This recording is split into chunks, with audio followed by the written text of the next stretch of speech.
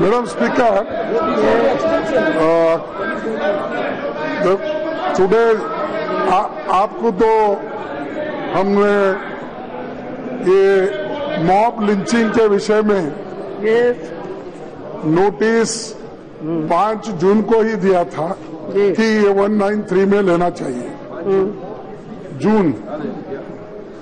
Then उसके बाद में वो अगर 193 में आया नहीं तो हमने ये कोशिश की कि एडजर्नमेंट मोशन में रूल 56 और 57 के तहत इस सदन में लेना चाहिए।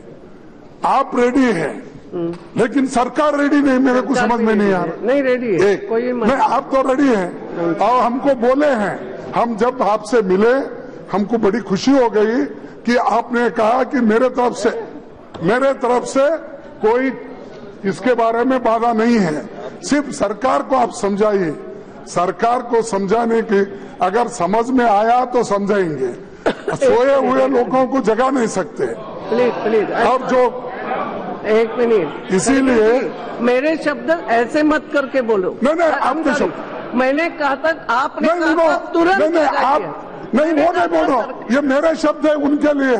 सोए हुए लोगों को मेरे शब्द बोले क्या? नहीं आपके शब्द कौन से कि मैं तैयार हूँ डिस्कशन के लिए।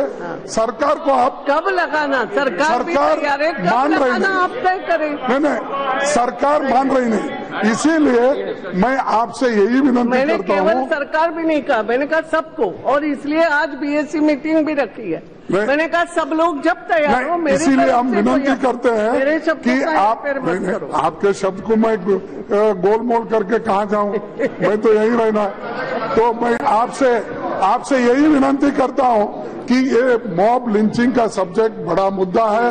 राज्यसभा में इसकी चर्चा हो गई है, हर पेपर में एडिटोरियल से लेकर कर लेंगे, डिबेट से लेकर हो गया है। आप इजाजत दीजिए, आज इसको शुरू करना चाहिए।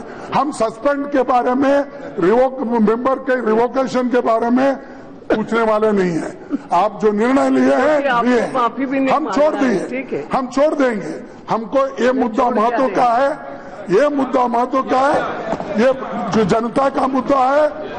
इनोसेंट लोगों को यहाँ पर मारा गया है, इनके लिए लड़ने के लिए हम तैयार थे।